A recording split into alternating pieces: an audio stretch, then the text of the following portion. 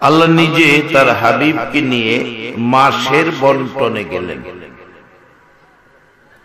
আল্লাহ ডাকতেছেন, বন্ধু হাবিব আমার, রজব মাস আমি আল্লাহ। আমার নবী বললেন, প্রভু গো, সবই তো আপনার, শুধু রজব আপনি নিলেন। আল্লাহ বললেন, বন্ধু আপনার জন্য বন্টন আছে, আপনাকে শাবান দিলাম।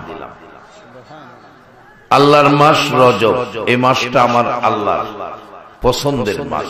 এই মাসে তার হাবিবকে দাওয়াত দিয়া এমন এক জায়গায় নিয়েছিলেন যেখানে সকল নবী রাসূলের জন্য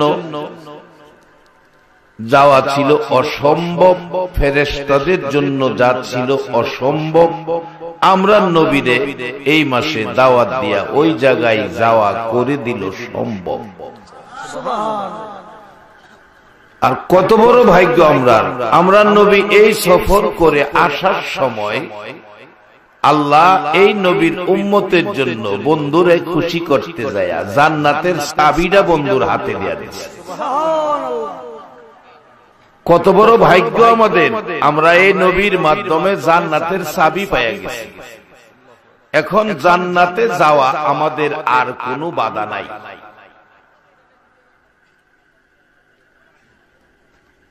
এই মাসে বন্ধুর সাথে বন্ধুর সাক্ষাতের মাস, এই মাস বন্ধুর সাথে বন্ধুর ভালোবাসার মাস। সেই মাসে সেই যুব সমাজ, কে বাবা তোমরা, কোন মা তোমাদেরকে পেটে রাখছে, মায়ের পেট ধন্য। আমার মন কয় এই যুবকগুলি যদি মক্কায় জন্ম হতো, নবী যদি তাদেরকে পেত, প্রত্যেকটা যুবককে যায়েদ ইবনে হারেসার মতো নবী সঙ্গী বানায়। আজকে 1450 বছর পরে 6500 কিলোমিটার দূরে একটা দিন আমরা কেউ নবী দেখলাম না। তারপরেও যুব সমাজ মাহফিলের আয়োজন করে আমাদেরকে নবীর রেখে যাওয়া কোরআন সুন্নাহর পক্ষে বসিয়ে আলোচনা শোনানোর ব্যবস্থা করে দিলেন। আমার বিশ্বাস যারা আজকের মাহফিলের আয়োজক, যারা মাহফিলে বসে আছেন, আপনাদের জন্য আমার নবী ফুলসিরাতের ঘাটে বসে থাকবে। সম্মানিত উপস্থিতি, এই মাস ঘর থেকে বের হওয়া মানে মেরাজের সফরে রওনা হওয়া, আল্লাহর সাক্ষাতে রওনা। নবীজি বলতেছেন, আল্লাহ আপনি রজব নিলেন, আমারে শাবান দিলেন, পাইলাম আপনার শাবান। নবীজি যেন মনটা তেমন খুশি না। আমার আল্লাহ জিজ্ঞেস করে, বন্ধু গো, আমি রজব নিলাম, আপনারা শাবান দিলাম, আপনি কি এতে খুশি না? আপনার আমার মায়ার নবী, উম্মতের কান্ডারি নবী, উম্মতের দরদি নবী চোখের পানি গাল বেয়ে বেয়ে ছেড়ে দিলেন। প্রভু গো,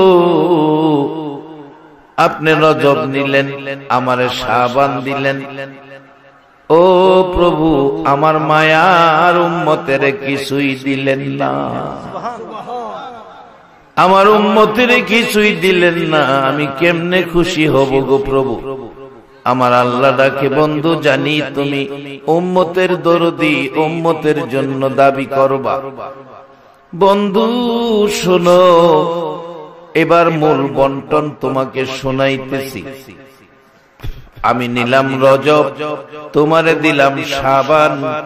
ও বন্ধু, তোমার উম্মতের দিলাম গো মাহে রমজান। আরে উম্মতের মায়ায় নবী হাত বাড়াইলে আমার আল্লাহ রমজান মাস উম্মতের জন্য দিয়ে দিল। বলুন, বন্টনে নবীর উম্মত হইয়া আমরা বড় পাইলাম না ছোট পাইলাম?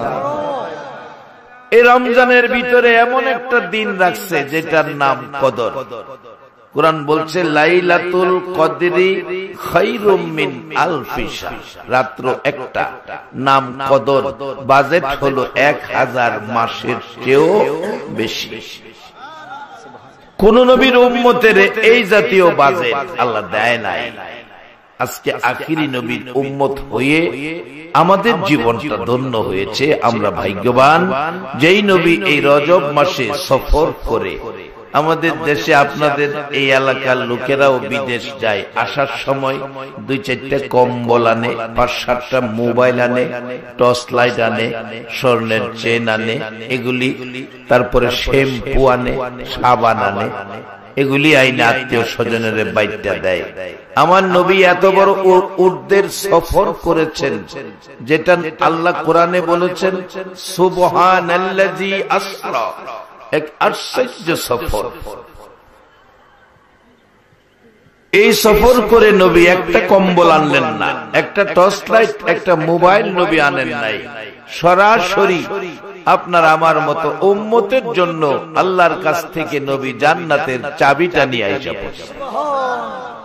জান্নাতের চাবি যদি থাকে তাইলে এই জান্নাতের দামটা কত? আমরা 2 লক্ষ টাকা একটা আলমারির মধ্যে রাখছে, চাবিটা পকেটে রাখে, কারো কাছে দেয় না।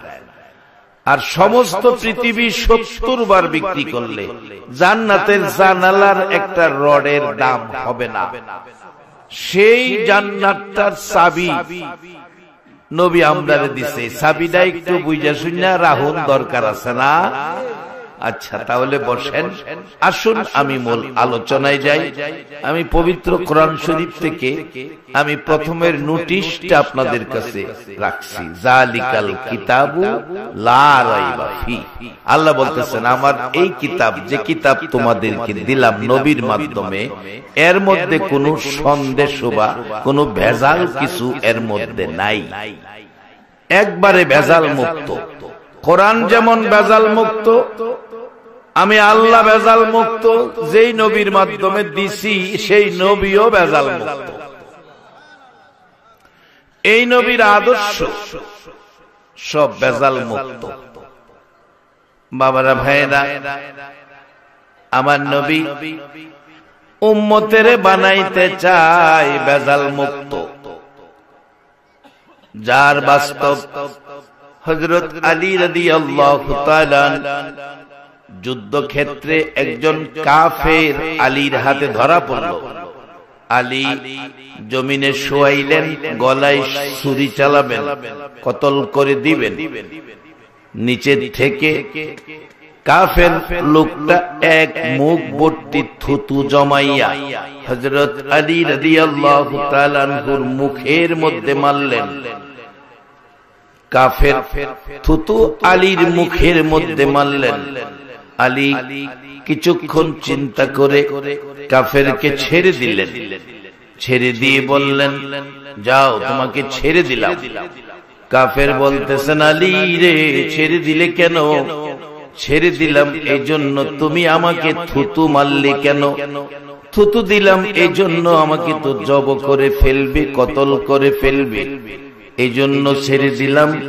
রে আলী, ছেড়ে দিলাম এই জন্য তোমার একটা কলঙ্ক লাগাইয়া গেলাম, শেষ মুহূর্তে থুতু দিয়ে গেলাম তোমার মুখের উপর। হযরত আলী রাদিয়াল্লাহু তাআলা আনহু বললেন, রে কাফেরের বাচ্চা, কাফের শুন, আমিও তোকে ছেড়ে দিলাম এজন্য। ইসলাম এমন এক সুন্দর ধর্ম, আদর্শের ধর্ম। আমাকে থুতু দেওয়ার পর ব্যক্তিগত রাগ আমার মধ্যে উঠে গেছে, ব্যক্তিগত রাগ উঠে গেছে। এই ব্যক্তিগত রাগ সহ তোকে যদি কতল করি, রে বেঈমান, হাসরের মাঠে আমার আল্লাহ যদি প্রশ্ন করে, আলী, আলী রে, আমার আদরের সৃষ্টি, মানুষটাকে ব্যক্তিগত রাগে কেন জব করেছিলে? জবাব দে। আমি সেদিন আল্লাহর কোর্টে জবাব দেওয়ার ক্ষমতা নাই, এজন্য তোমাকে ছেড়ে দিলাম। ব্যক্তিগত ইচ্ছায় কিছু করা যাবে না, ইসলাম শিক্ষা দিলেন। এই ছিল নবীর আদর্শ, আর এই আদর্শে ছিল নবীর উম্মতেরা আদর্শিত। এতে কি হলো? ওই কাফের বলছে, আলী, এই যদি হয় ইসলামওয়ালাদের আদর্শ, এই যদি হয় আখিরি নবীর উম্মতের চরিত্র, তাহলে আর দেরি নয় রে আলী, এখন আমার কালিমা পড়াইয়া মুসলমান বানাইয়া দে। এই আদর্শ, এই সুন্দর জিনিসগুলি আল্লাহ কোরআনের মাধ্যমে দিয়েছে। আর নবীর আদর্শে এই কোরআনের মাধ্যমে, কোরআন থেকে বের করে আমাদেরকে দামি করেছে। দামি হয়েছে বিদায় আল্লাহ আমাদের জান্নাতের চাবিটা দিয়ে দিয়েছে। মহব্বত একবার বলুন আল্লাহু আকবার। যেই সন্দুকে টাকা থাকে, টাকার চাবিটা যেই ছেলেটা সংসারটা ভালো করে চালা হেরে দিতে পারে বাবা, কারণ হের হাতে কোনো টাকা পয়সা নষ্ট হয় না। এমন নবীর উম্মতের হাতে জান্নাতের চাবি আল্লাহ নবীর মাধ্যমে দিছে। তাহলে বোঝা গেল যে নবীর উম্মতের কাছে ইসলাম ধ্বংস হবে না, মানুষ ইসলাম ধরে রাখবে। কিভাবে ধরে রাখতে হবে সেজন্য নবী 63 বছর জিন্দেগি কষ্ট করেছেন। একবার বলুন আলহামদুলিল্লাহ। বাবারা ভাইরা, আমার নবী দুনিয়াতে আসবে, আমার আল্লাহ কোরআনের মধ্যে নবীর নাম প্রকাশ করেছে। নাম প্রকাশ করেছে বন্ধু। কেমন নবী তুমি দুনিয়াতে যাইতেছো, মানুষকে বুঝাইতে হবে। আল্লাহ এই কোরআনের মধ্যে ঘোষণা দিয়েছেন, বন্ধু গো, আমি হলাম রাব্বুল আলামিন, আর তুমি নবীকে বানাইলাম রাহমাতাল লিল আলামিন। আমি আল্লাহ যত জায়গায় রব, তুমি নবী তত জায়গায় রহমত। আজকে সেই নবীর উম্মত আমরা। আল্লাহ এই নবীর উম্মত নিয়ে দুনিয়াতে খেলে। এই নবীর উম্মত যা চাবে আল্লাহ কোরআনে বলছে তাই দিয়ে দিবে। ওয়াইজা সাআলাকা ইবাদি আন্নী ফাইন্নী করিব উজিবু দাওয়াতাদ দাঈ ইযা দাআন ফালিয়াস্তাজিবু লি ওয়াল ইউমিনু বি লাআল্লাহুম ইয়ারশুদুন। আল্লাহ নিজে বলতেছেন, নবী গো, আমার বান্দারা আমার কথা জিগায়, আপনি বলেন আমি তাদের নিকটে। নিকটে যদি জিগান কতটুকু নিকটে, আল্লাহ তাও কোরআনে বলবে, ওয়ানাহনু আকরাবু ইলাইহি মিন হাবলিল ওয়ারিদ। বান্দারে, তোর গারের সাহারক হইতে আরো নিকটে। নিকটে শুধু থাকি না, ও নবী আপনি বলে দেন, উজিবু দাওয়াতাদ দাঈ ইযা দাআন। তাদের কি কোনো দাবি দাওয়া চাওয়া পাওয়া আমি আল্লাহর কাছে আছে? তারা যদি আমার কাছে দাবি দাওয়া করে, তাহলে আমি আল্লাহ কি করি? ফালিয়াস্তাজিবু লি ওয়াল ইউমিনু বি লাআল্লাহুম ইয়ারশুদুন। আমি তাদের সব দাবি দাওয়া পূরণ করে দেই। কথাটা আল্লাহর কোরআন শরীফে। বলুন, আল্লাহর কথা সত্য না মিথ্যা? আজকে আমরা দাবি করতে হবে আল্লাহর কাছে, কিভাবে করব আমরা জানি না। শিখাইলেন নবী, নবীজির মাধ্যমে আমরা সবকিছু পেয়েছি। আসুন দেখি আল্লাহ দাবি করার সিস্টেম কিভাবে দিয়েছেন। এটা রজব মাস। রজব মাস হলো আল্লাহর সাথে বান্দার সম্পর্কের মাস। এই মাসে আল্লাহ তার হাবিবকে দাওয়াত দিয়ে তার প্রেম প্রাসাদে নিয়েছিলেন। একটাই কারণ, বন্ধুর কিছু দাবি দেওয়া ছিল। নবীর দাবি দেওয়া কি ছিল? আমার নবী 6 মাস বয়সে মায়ের পেটে বাবা হারা এতিম, দুনিয়ায় এসে একটা নজর বাবা দেখলো না, একটা বার বাবা ডাকলো না, ব্যথা শুরু হলো। 6 বছর বয়সে মা হারাইলো। মার ব্যথা আমার নবী ব্যথিত, মার ব্যথা ব্যথিত, মা হারাইয়া মার ব্যথায় ব্যথিত। দাদার কাছে লালিত পালিত। দাদা 8 বছর পার হয়ে গেলেন। 8 বছর কিছুদিন দাদা ডাকতেছে সকল সন্তানদেরকে, এদিকে আয়। কাঁদতেছে বুড়া মানুষ, চোখের পানি পড়ছে। ডাকতেছে, বাবা আপনি কাঁদেন কেন? আপনার আমার নবীকে বুকে লইয়া আব্দুল মুত্তালিব ডাকে, আমার আদরের সন্তানেরা, আমার এতিম নাতি। চোখ খুলে বাবা দেখলো না, মুখ খুলে বাবা ডাকলো না। 6 বছর বয়সে বাবা হারাই, মা হারাইলো। মা হারা বাবা হারা আমার এতিম নাতিটাকে তোমরা কে নিবা, কে রাখবা? এতদিন আমি রাখছি, এখন আমার মন কয় আমি বাঁচবো না, তোমরা কে নিবা? সকল ছেলেরা হাত বাড়াইলো, আব্বা আমাকে দেন আমি রাখবো, আব্বা আমাকে দেন আমি রাখবো। আব্দুল মুত্তালিব কারো ডাক কবুল করে নাই। অবশেষে নবীজির আপন চাচা আবু তালিব এসে বলছে, আব্বা জান আপনার নাতি আমাকে দিবেন, আর তো কেহ নাই, না হয় কবর নিতে হবে। যদি আপনার মন চাই আমাকে দিতে পারেন, আর না হয় আপনি কবর নিতে পারেন। আব্দুল মুত্তালিব বুড়া মানুষ গো, চোখের পানি গাল বেয়ে ছেড়ে দিয়ে ডাকতেছে, আবু তালিব রে, অপেক্ষায় ছিলাম রে, কোন সময় তুই হাত বাড়াবি, আমি আমার এতিম নাতি তোর হাতে উঠাইয়া দিব। রে বাবারা ভাইরা, আজকে কারা গো গভীর রাত্রে বসে আছেন? আজকে যদি সেই এতিম নবী লইয়া আব্দুল মুত্তালিব আপনাদের সামনে এসে ডাক দিত, কে আমার এতিম নাতিরে নিবেন? আমার মন কই যারা মাজলিসে বসা সবাই হাত বাড়াইতেন, এই এতিম নবী মায়ার নবী আমাদের দেন। বলুন আপনারা সবাই রাজি আছেন কিনা? ওগো মক্কার নবী, মক্কায় তোমার জন্ম, মক্কাবাসী কত মার তোমারে মারল গো নবী। আজকে বাংলার জমিনে 1450 বছর পর 6500 কিলোমিটার দূর তোমার পাগল উম্মতেরা বসে আছে গো। একটা নজর তোমারে দেখলো না গো নবীজি, তারপরেও তোমারে নেওয়ার জন্য পাগল। আরে আল্লাহ, এই নবীর উম্মত বলে আজকের মাজলিসের মেয়ে পুরুষ সবাইকে তুমি কবুল করে লও। সকলে বলুন আমিন। মোহব্বতে দরুদ পড়ুন, মূল আলোচনায় যাচ্ছি। আল্লাহুম্মা সাল্লি আলা সাইয়্যিদিনা মাওলানা মুহাম্মদ ওয়া আলা আলি সাইয়্যিদিনা মাওলানা মুহাম্মদ। আল্লাহুম্মা সাল্লি সাইয়্যিদিনা মাওলানা মুহাম্মদ ওয়া আলা আলি সাইয়্যিদিনা মাওলানা